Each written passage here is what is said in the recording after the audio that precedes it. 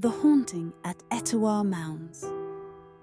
It was a cold October night in Cartersville, Georgia, and a heavy mist clung to the Etowah Mounds like a shroud. Legend had it that the mounds were haunted by the spirits of the ancient Mississippians who built them 1,000 years ago. Local folklore spoke of strange chants, heard on windy nights, and ghostly figures seen climbing the largest mound under the pale moonlight. Despite these warnings, Rebecca, a local historian obsessed with uncovering the mound's secrets, decided to investigate. Armed with a flashlight, a notebook, and a camera, she ventured alone into the dark side just past midnight. As Rebecca approached Mound A, the largest of the three, she felt an unnatural chill settle over her. The air was colder here, and she noticed faint markings on the side of the mound. Etchings resembling hieroglyphs, which she hadn't seen during her daytime visits. She ran her fingers over the strange symbols, feeling a slight vibration beneath her hand. Suddenly, a low hum filled the air. It was a deep, guttural sound, like a distant chant. Startled, she turned around, her flashlight beam slicing through the fog. A soft, rustling sound came from the woods nearby, followed by what sounded like whispering. Rebecca strained to listen. "Leave, while you can." Her heart pounded in her chest. She tried to convince herself it was just the wind, but the whispers continued, louder now, each word clearer than the last. It was as if the mounds themselves were trying to warn her. Rebecca pressed on, determined to find the source of the mysterious sounds. She reached Mound B, a smaller mound used for burials, and noticed a small opening she had never seen before. Crawling inside, she found a narrow tunnel lined with ancient bones and relics. The air inside was stale, and the hum from earlier seemed to resonate through the walls. As she crawled deeper, she found an old altar covered in symbols similar to the ones outside.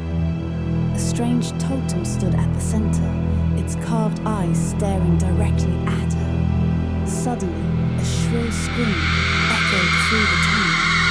Rebecca dropped her flashlight, its beam flickering wildly before going dark.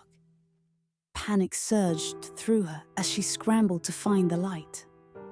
When she finally recovered it, she found herself face to face with a gaunt, hollow-eyed figure cloaked in shadows. The figure whispered in an ancient tongue before vanishing into thin air. Trembling, Rebecca sprinted back outside, but the mounds looked different now. The fog was thicker, and the paths seemed to twist in unnatural ways. She stumbled toward the river's edge, hoping to regain her bearings. The Etowah River, usually calm, churned violently under the misty moonlight. Rebecca noticed something floating near the shore, an ancient canoe. Inside was a skeleton, draped in ceremonial garb. Its empty eye sockets seemed to follow her as she approached. Fighting the urge to run, she reached out and touched the canoe. The skeleton's bony fingers twitched, and a cold, hollow voice echoed, "Curse must be broken." Before Rebecca could respond, she felt a sudden grip on her ankle. She screamed and fell backward into the mud. Looking down, she saw skeletal hands reaching up from the ground, trying to pull her under. Desperate, Rebecca kicked free and scrambled away from the skeletal grasp. She spotted a flickering light coming from the direction of Mound C. With no other choice, she headed toward it. The light emanated from a small fire atop Mound C, where several ghostly figures were gathered in a circle, chanting in a forgotten language. At the center of the circle was a stone tablet, glowing with a faint red light. Rebecca realized that this was the source of the curse. Driven by a strange compulsion, she approached the tablet and placed her hand on its surface. A blinding light enveloped her, and she felt herself being pulled into another realm. A dark, twisted version of the Etowah Mounds, where the spirits roamed freely. Only Rebecca blood. found herself surrounded by the spirits of the Mississippians, their hollow eyes watching her intently. One figure, a tall warrior with a feathered headdress, stepped forward. "You have disturbed our rest," he said. "Only blood can repay the debt." Rebecca tried to back away, but invisible hands held her in place. Her mind raced. She had to find a way to break the curse and escape. She remembered the totem she had seen earlier in the tunnel. "The totem!" she shouted. "It must be destroyed."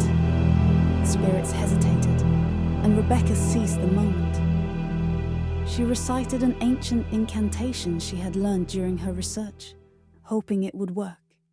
Suddenly, the spirits began to wail and dissolve into the mist. Rebecca felt the grip on her body loosen, and she was hurled back into the real world, landing hard on the damp ground of Mound Sea. Catching her breath, she realized the fog had lifted, and the mounds looked normal again. She was about to leave when she noticed something glinting on the ground near the mound, an ancient necklace, adorned with carved bones. She picked it up, feeling a strange sense of relief. The spirits were gone, but a feeling of unease lingered. Rebecca began to walk away, but then she heard a soft, familiar whisper. "Thank you for freeing us," smiling weakly. Rebecca put the necklace in her pocket and turned to leave. As she reached the edge of the site, she felt a tug at her ankle. She looked down. Skeletal hands, the same ones from before, had emerged from the ground. The spirits had not been freed after all. She screamed as she was dragged down into the cold, unforgiving earth. The mounds were silent once more, with only the sound of the wind carrying a faint, mocking whisper.